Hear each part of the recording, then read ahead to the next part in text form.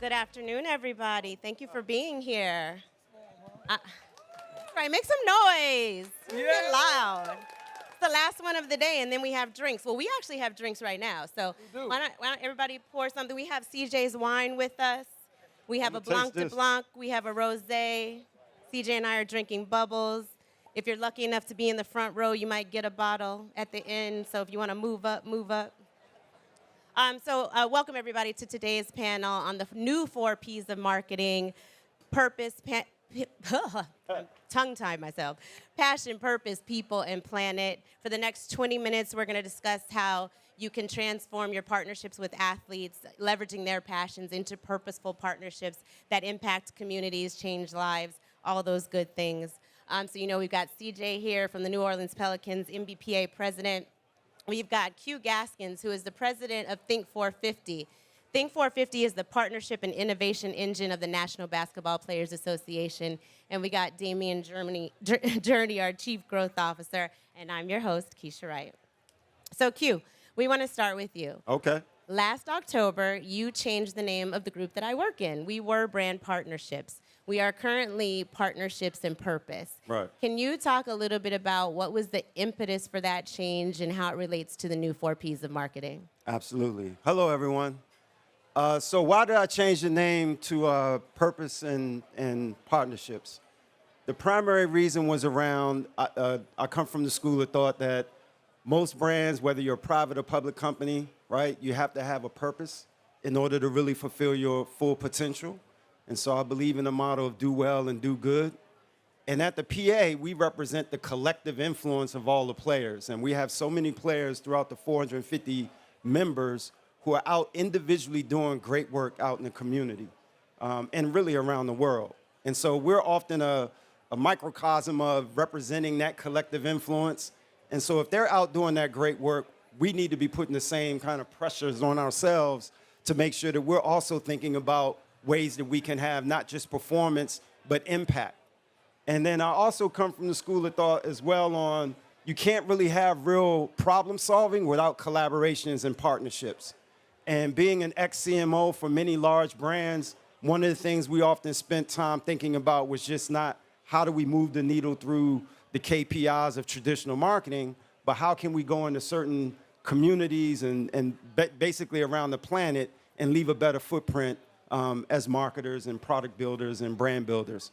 And so I just felt like taking some of that knowledge from my past, taking the collective influence of what the players are representing, and bringing all that to fruition in our work was really important. And then the other thing that really helped solidify that mythology for us was that in our business, because we work on behalf of the players, often have to sit on the other side and explain the brands, we're the ones that really help to build the influence and the brands and collectively work on behalf of the players. So we can help you when you're thinking about working your brand out in the planet from a community standpoint. The NBA is really the one that can help think about an audience in terms of being able to give you a certain audience on a certain day to give your brand the types of impressions you want to do. And so it was really important for me from the beginning to recognize that the 48 minutes of the game, I can't really compete with that. That's what the NBA does, and that's what they do really well. I have the other 23 hours and 12 minutes when players aren't playing to really build opportunities for them. And so that community aspect of us being able to build things from the ground up was really important and also led to the decision on partnerships and purpose.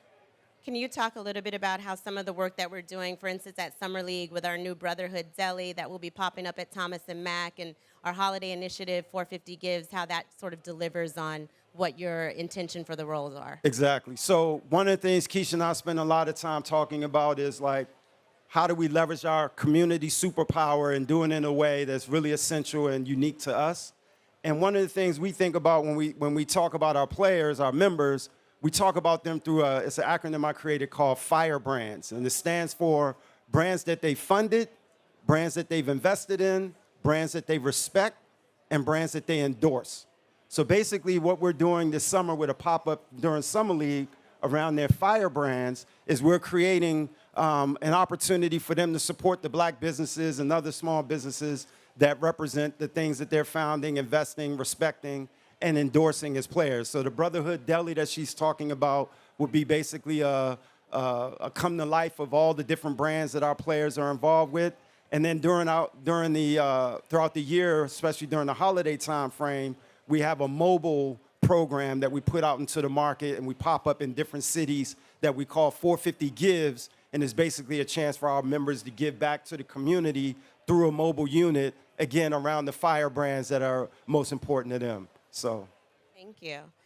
So I think one of the reasons that we're really diving into purpose is because brands want to align with fans want to align with brands that really support the values that they espouse.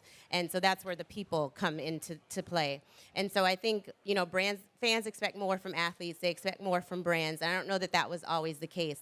And I was recently at a panel where Eli Manning and Justin Tuck said that they never wanted to talk about their off-field passions because they thought that people would think that they were so focused on their day jobs. And I think that's really changed a lot, especially among the NBA. I think you guys do a really good job of sharing all the things that you're passionate about in those 23 hours and 12 minutes. So can you talk about what you think has changed and why athletes are more willing to share the things they're passionate about? Yeah, that's a really good question. I think for me, having been in the league now, I just finished my 10th season, the league has shifted a lot in terms of what's viewed as acceptable. As I sit up here and drink my own wine, right, as a professional athlete. And I drink it too. Selfish plug. I mean? Some things are, viewed. Thank you. Some things aren't viewed in a positive light. Historically for us as athletes, it wasn't cool to drink. Now you see guys with Budweiser commercials and things of that nature. And I think for us as athletes, we've gotten more comfortable with our power and our ability to use it in the manners we see fit that are helpful for ways in which we can build our brand. But I think now you look at a lot of players that have come before us and how they've leveraged their name and likeness for those 23 hours and 12 minutes. And, obviously think of Bron, you think of a lot of those guys who, are some of the faces of the NBA. But for us, it's about aligning yourself with things that you care about, finding your passions, using your purpose well, and figuring out ways to grow your brand in this small amount of time you have to play your sport, which is, for me as the president of the PA, knowing that it's 4.5 years for most of our guys, your earning potential, is huge for a small period of time. And then you have to pivot and really figure out what you're going to do post-career. So I think it's important guys align themselves with the right brands, get equity in the right types of businesses, and figure out going forward how you can leverage your stardom and your power while you have it so that your 30 to 65 looks better than it should. And there's a lot of things you're passionate about. I follow you on social. We've done some work together. So there's your wine, clearly. You just launched the new rosé. Journalism is also a passionate place where you're diving in. Education, you just did the commencement speech at your alma mater. And then as president of the NBPA, you want to leave the league, you said, much better than it was when you leave it. Talk a little bit about intentionality as the president of the NBPA and how you bring intentionality into your role as the leader. Yeah, I think it's important that in this role, first and foremost, I think about the players first. Historically, you look at this last CBA deal that we did and the process and the energy, the effort, the time, the sacrifice, not only from our staff, but from our players that are part of the executive committee, what went into that. And it was a lot of conversations about what's best for, you call it 450, but, what's best for 230, right? What's best for more than half the league. And I think for us, looking at ways to improve the game, ways to improve opportunities around the game, ways to improve our resources for current players, but also retired players. And we figured out ways to make this game better for not only ourselves, but for the fans. And for me, my intentionality is that I try to do what's best for the players. And I'm fortunate to have played the game for a long time. I've made a lot of money, but I have to look out for guys that are on minimums. I got to look out for guys that are two-way players. And I can't always put all my resources and my thoughts into guys that make 20+ million a year. So with any business or any company, you can't make everybody happy. But if you're doing, what's right and what you feel is right for the collective, then Yes. Big game, James. Yes, James, come get a glass. anything for the OG. Yeah. Oh, Shout out to James Worthy. That's good luck. let me know what you think.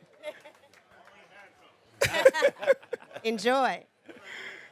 Thank you. I appreciate that. But more of the story is the intentionality is to do what's best for the collective consistently, understanding that you can never make everybody truly happy. As I always say, they hated on Jesus too, so.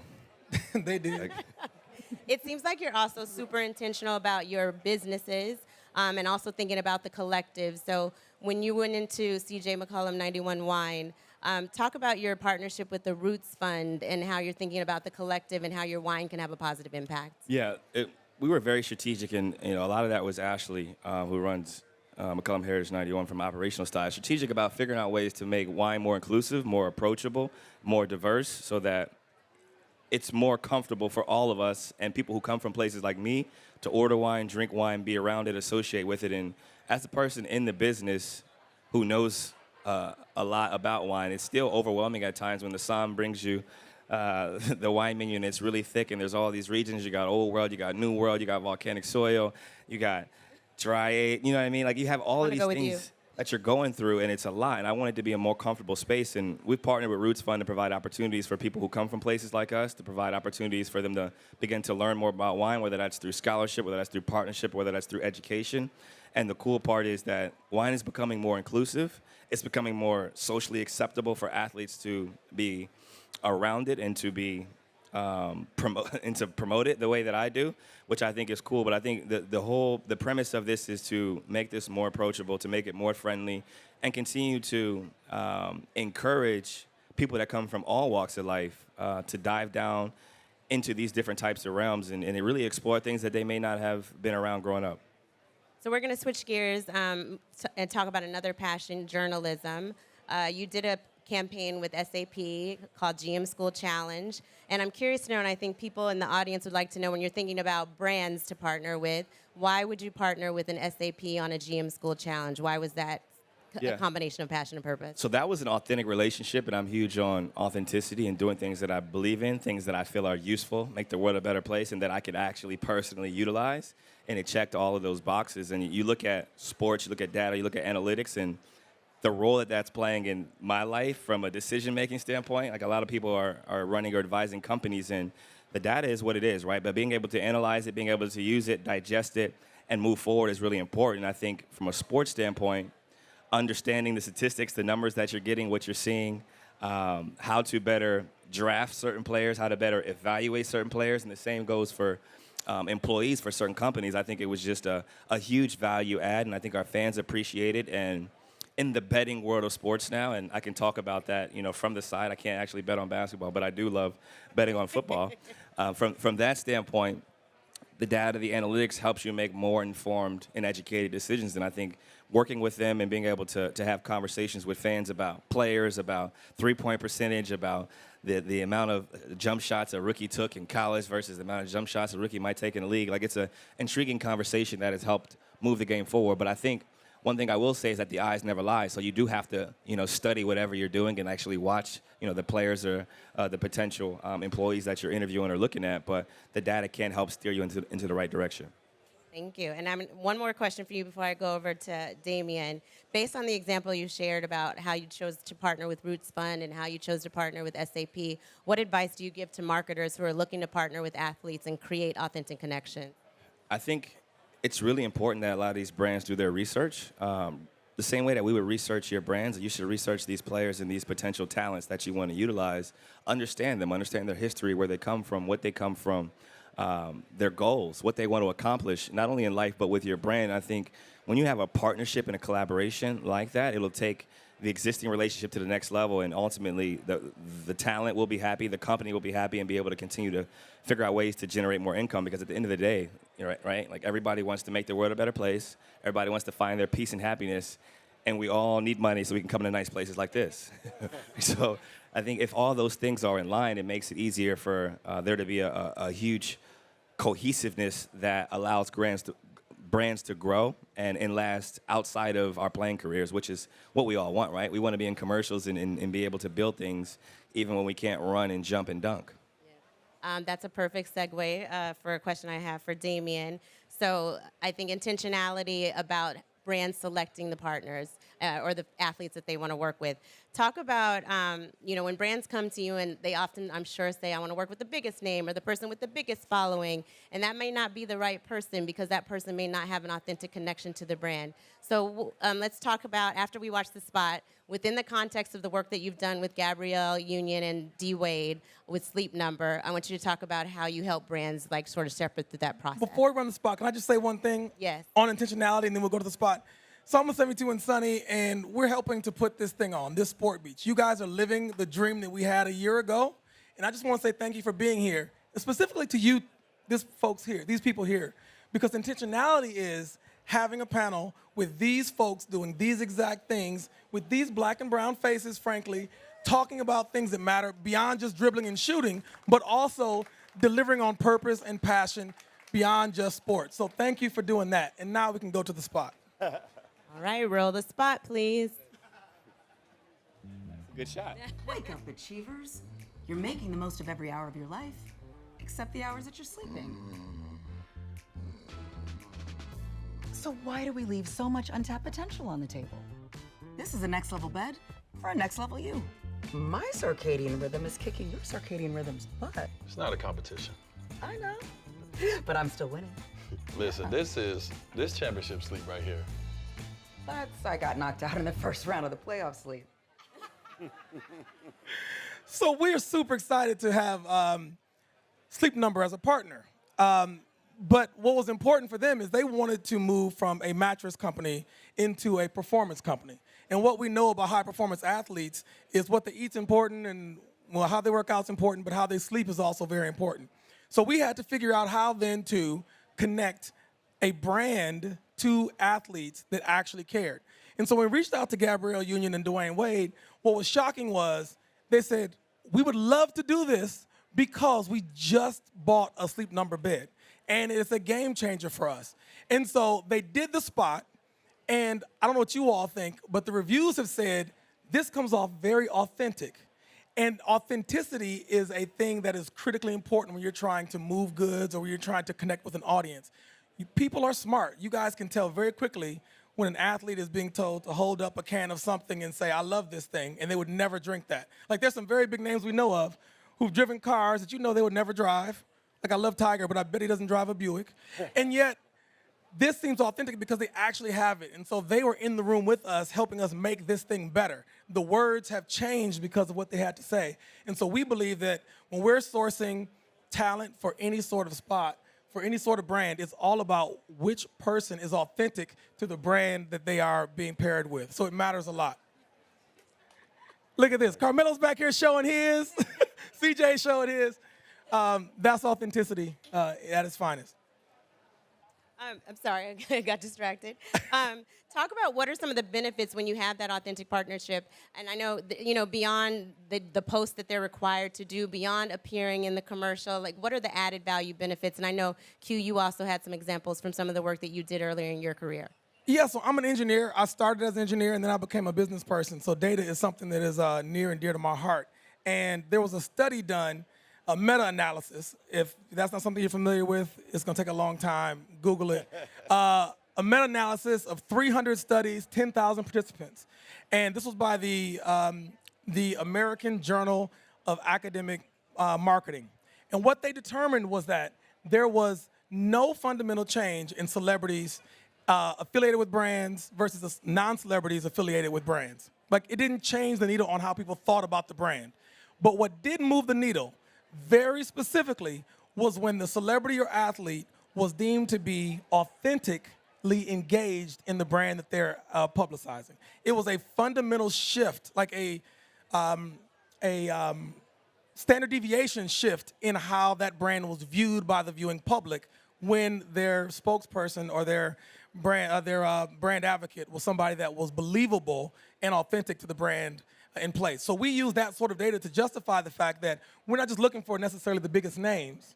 We're looking for the ones that are most authentic to the brands that we're going to pair them with. And it plays out very, very well. And I'll just say, to speak on that in a very true way, just last week, Gabrielle Union was on Good Morning America. And Robin Roberts brings her out and says, we have Gabrielle Union here today. And Robin Roberts says, we love what you and your husband are doing on TV now. It's really cool. We did not set this up. Gabrielle Union then says, let me tell you, we love Sleep Number. That bed changed our marriage because D Wade runs hot and the bed keeps me cool.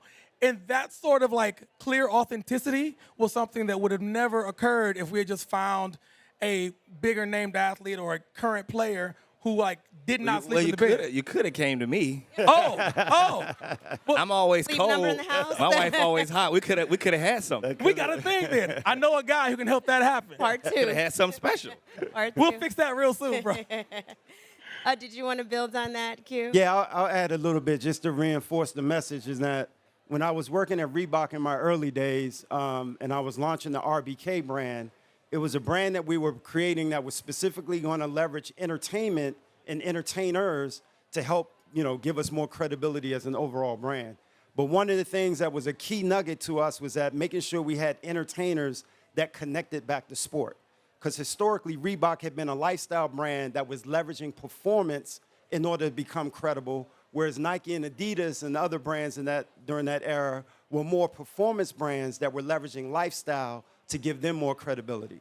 So because we were the opposite, we were able to go and do certain things in a lot of ways. So I ended up doing deals with 50 Cent, Jay-Z, and Pharrell. But at the time, when I was sitting in the boardroom working with my other senior leaders, trying to figure out the types of people we should go after, there were a lot of names that were being thrown out on or put on the board who had huge followings, who were extremely popular, one of them being Shakira, as an example, right? And if any of you are Shakira fans and you ever been to a Shakira concert, one of the things you know off top is that when she performs, she doesn't wear shoes. So for us to make the investment, which someone ended up doing, we made an investment in putting Shakira in our brand, and it wasn't a great connect because she wasn't authentic to wearing the product at times when she was performing and being at her best.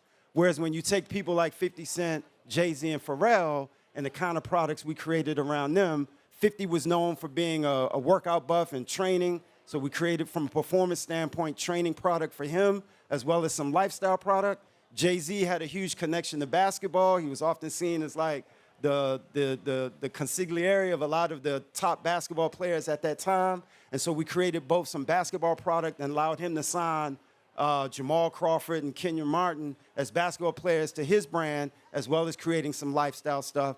And then if any of you are fans of Pharrell, you know that he was a huge skate guy. And so we ended up creating a lot of skate product on the performance side and some lifestyle product. So long story to just say, the authenticity really matters. Obviously, the 50 Cent, Jay-Z, and Pharrell products did much more volume and numbers and revenue than the Shakira business. But Shakira, too, on paper, was a talent that everybody would have, raised their hand and said, she makes sense. She was a huge global star, but really wasn't authentic because she didn't wear shoes when she performed. Thank you. CJ, I got one more for you. Close us out talking about Planet. So the NBPA's documentary about the fight for social justice and racial equality in the bubble, Game Change Game, is on Stars now. Everybody lock in. It just came out. And I remember during the bubble, a lot of brands were coming to us saying, how can we amplify the players' voices? What can we do to support them? How do you decide when you're going to work with a brand on a societal or a political issue versus when you just want to go it alone? That's a great question. I think it comes back to a lot of things we discussed surrounding authenticity. Like, do I actually care about this cause, right? First things first, right? Until something happens to you or you're a part of something, you're not truly invested, right? Like, until your cousin gets pulled over, right? Like, or goes through a traumatic experience, it doesn't really matter to you. So I think it mattering, right, and it being a part of your life or your life circumstance is the first part. And the second part is, is this a brand I want to be aligned with? Like, do I believe in their values? Do I believe in their morals? Like, are we on the same page with how we want to move forward, not only for this spot, but going forward in general? If it checks those boxes, then we'd have the conversation about kind of how to move forward. But I think historically, brands are supposed to be collaborating with you. So you should be able to bring them ideas. They should be able to bring you ideas, and you kind of refine it, fine-tune it, and make it better, and then you make whatever public announcement you prefer to make. So I think that's how I've handled it historically. As a journalism major, like, if I can't take part in the writing and the creative behind it, like, I don't want to do it, right? You know what I mean? Because that's my creative instincts, that's my creative flow, my creative juice. I can take direction, I can give input, and I can take input, but I think historically when I've had these types of situations occur, it's a collaborative conversation about what's really important to me, why this is a cause I want to back and support. And then there's the educational component, because the worst thing you want to do is promote something, as we've seen before, that you don't truly know about, you're not truly engaged with, and you're not truly up to speed on. So before I would post anything, I would research first, speak to the experts surrounding whatever cause it is, maybe whether that's jumping on a Zoom call with, a family who was, affected by some type of brutality, to really truly understand exactly what happened, how the case was handled, when the information was put to the public. Like, those are the types of things that I do behind the scene before I can go support something and put that on my platform. And I think your point is super important for brands, is that brands need to be comfortable with discomfort, because I feel like a lot of times they don't want to give over the reins. They have the brief. They don't want to veer from it. But if they want to do something authentically, they have to be uncomfortable a little bit. So we're running out of time because we have something fun planned in a minute. So we're going to do our last question. And so that is, if you could create the dream partnership with the 4 Ps in mind, what would that partnership be? And Q, I'm going to start with you. Oh, wow. The dream partnership? Dream. So I'm a big dreamer, and I'm all about trying to do things at scale. I think for me, one of the things that's keeping me up at night is wanting to figure out a version of what I call a basketball city. I don't know if any of you are familiar with what Phil Knight and his wife are doing in Portland with the Albina neighborhood. And if any of you are history buffs and know anything about like Black Wall Street, I would love to take something like what I'm calling like a basketball city / sanctuary that allows our players, because they all come from these unique communities and neighborhoods across the planet, and find ways to really build both the on the court and off the court kind of curriculum and lifestyle based on all the interest and because I'm 35 plus years in my career, and I have what I call like a basketball lifestyle, like meaning like I've been able to travel the world, live in nice places, How do I get drive one of nice those? cars, right, and live in this thing we call a basketball lifestyle.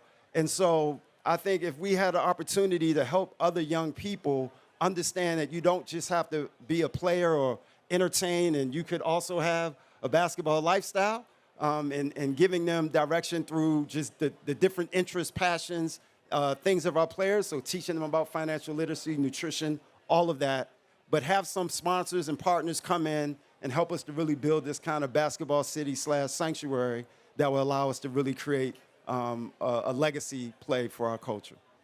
All right, Damien, and we've got 2 minutes. I'll be fast. So this thing that we're in right now is one of the dreams I had a year ago with my buddy Glenn Cole. That you all are living part of it. My hope is this thing continues, because athletes are far more than just people who can dribble, jump, and shoot or pass, et cetera, and we need to talk about that more. Because in this industry that I'm in, that you're in, as marketers on the brand side or on the advertising side, we have the ability to shape the images and messages people consume. Fundamentally, these sorts of works that we're part of change lives, whether we know it or not. If they didn't change lives or people's opinions, there wouldn't be so many billions poured into this industry. And so what I suggest, my dream is that there will be a day and time when every brand and every agency is not just talking about images and messages that matter and putting different people in different places and different experiences on the screen, but they would live it truly, day in, day out, not just when someone wants to market to the Black or brown community or when they want to target women, then they put them in those spots. I want this to be a thing where, over time, the work we do reflects the life we want to see in the future, and I think that'll make for a better world. Thank you. All right, CG, take us home. It's hard to follow that one. I would say I'm gonna make this personal for myself personally. Just aligning with someone or a brand that is, authentic, right? That does their research the same way that I would do my research. I think that's very important. And that has a goal or an idea in mind that is going to make the world a better place, that's going to be impactful for men, women, and children, and it's going to continue to, be a part of my lifestyle as I progress. As a 31-year-old, you start to look at, 31-year-old athlete. Try to say, let me clarify that. I'm closer to the end of my career than the beginning, so I have to kind of figure out strategically what types of partnerships and collaborations I'm going to do going forward, and if they have legs to walk into my graduation, as Melo called it before. So I think that's where I'm at strategically now. I'm only doing, the types of partnerships that make sense that I can be aligned with for not only now but into my post-career, because if it's going to take me away from my kids, you know, my wife and the lifestyle that I admire most, it needs to be impactful work that's going to make the world a better place. So I think that's where I'm at now with this thing, having played in the league a long time and having been with a lot of different brands. It needs to be strategic and it needs to make sense for both parties, not just myself, but also the brand. So, you know, I'll end with this. Wilson sent my son some basketballs, and it was very much well received in my household. So thank you. Shout out to Wilson. And you heard it here first. If you can make CJ's wish come true, please meet us on the court because we are not done. If I can have everybody clear the court, we're going to play a game called Shoot Your Shot. If you can make a free throw, you can ask one of our panelists a question. And James Worthy is not included in this because we know he can make free throws. Thank you to our panelists. Please can I Thank ask you everyone so to move much. completely off the We'll court, see you on the please. court. Thank you. Take all your belongings with you. We'll set up and get you back on the court within minutes. Thank you.